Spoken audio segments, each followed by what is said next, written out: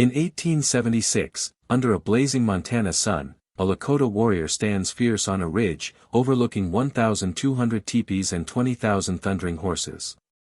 Custer, the Golden Peacock, struts in a velvet scarf, charging 260 men against 2,500 warriors.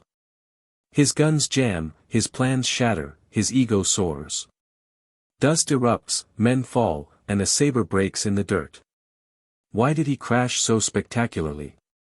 Unravel Custer's absurd fall, now. The Montana dawn of June 25, 1876, set the Little Bighorn Valley ablaze with golden light.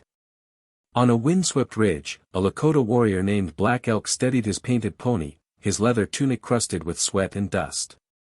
His feathered staff quivered in the restless breeze, his face streaked with ochre and black. Below, a village of 8,000 souls thrived, as historian John Gray documented in Custer's last campaign. Smoke curled from 1,200 teepees, each a sanctuary of laughter and dreams. Beyond, 20,000 horses grazed, their manes rippling like a living sea, a sight so vast that U.S. Army scouts froze in disbelief. This was no camp, it was a nation of Lakota Sioux, Northern Cheyenne, and Arapaho, united under Sitting Bull to shield their sacred lands. In the village, a young Cheyenne woman, Morning Star, 18, tied a hawk feather to her braid, her eyes fierce. She'd fled the reservation's despair, joining her brother, Running Wolf, among 2,500 warriors. "We fight for our future," she whispered, gripping her knife. Sitting Bull, 45, stood by his teepee, his voice a quiet storm. The Wasatch break their word. The Black Hills, ours forever, are stolen.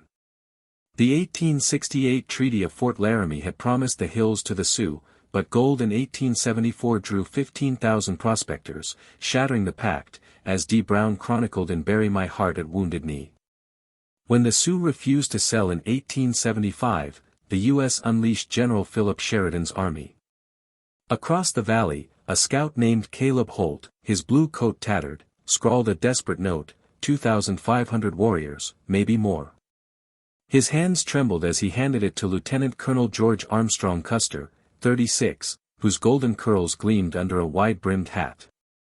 Custer read it, smirked, and tossed it aside.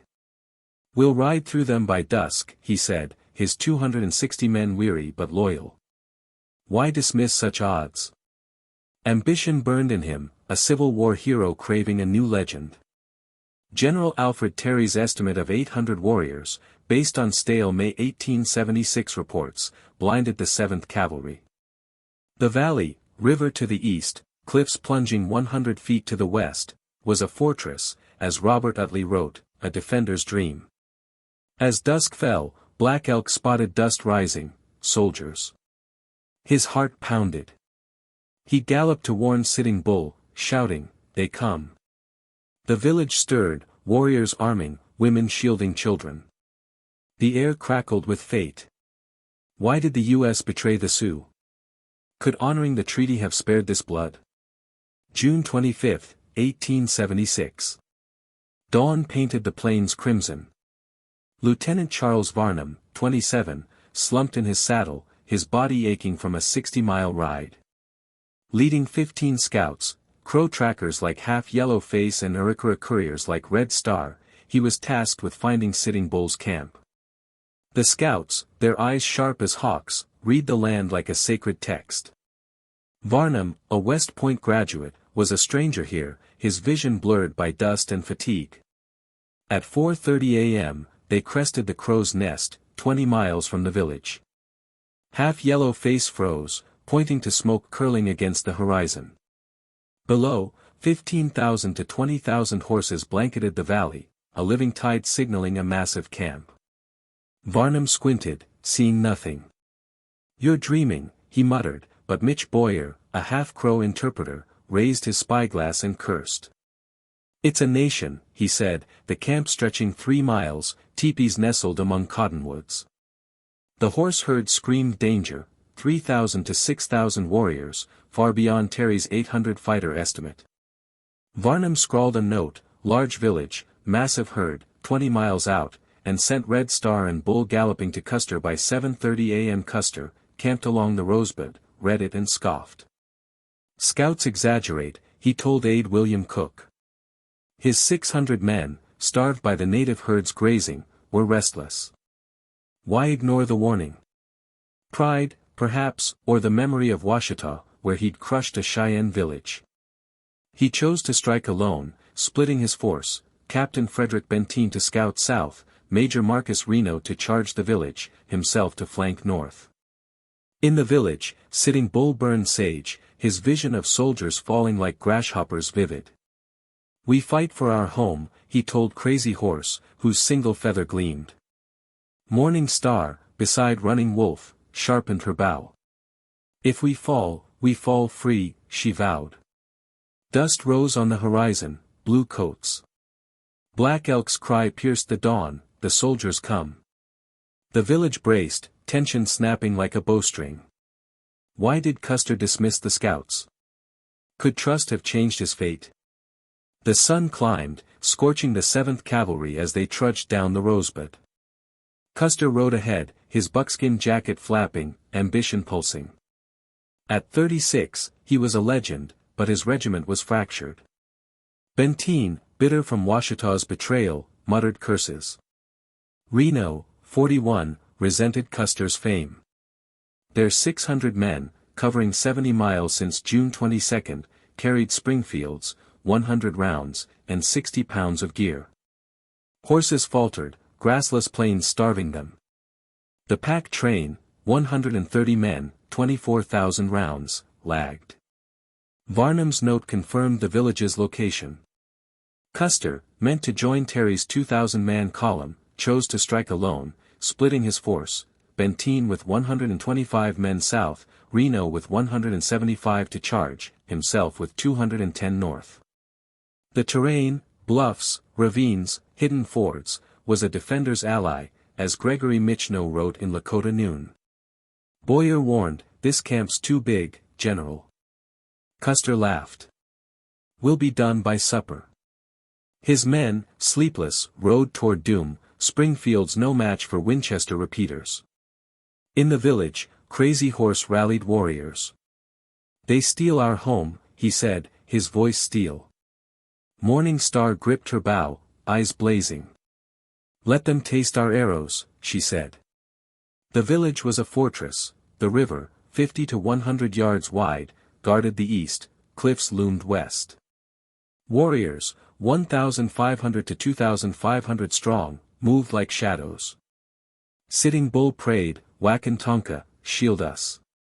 Custer crested a hill, the village below. Dust rose south, Reno's charge began. A scout pointed north, where warriors gathered.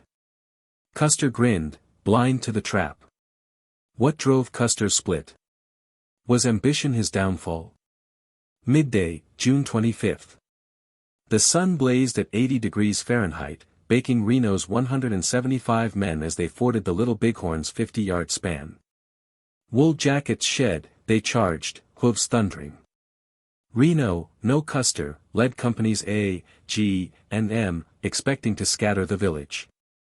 Instead, they met fury, 1,200 teepees, 4,000 to 8,000 souls, 1,500 to 2,500 warriors. Hundreds surged forward, Winchesters firing 12 to 16 rounds to Springfield's 1. Morning Star loosed an arrow, striking a soldier. "For our kin," she screamed. Running Wolf fired, dropping another. Reno halted 300 yards out, forming a skirmish line, 131 shooters, 44 holding horses. Volleys held briefly, but warriors, 500, then 1,000, flanked, war cries chilling. Outnumbered 7 to 8 to 1, Reno retreated to a cottonwood grove, then bolted for the bluffs.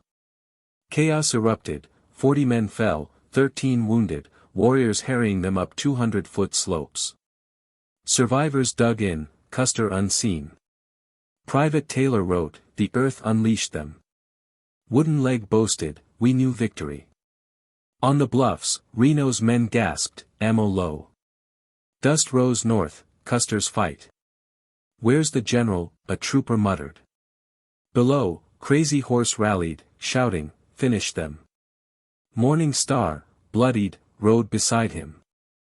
Women, led by Elder Singing Deer, sheltered the wounded, singing defiance.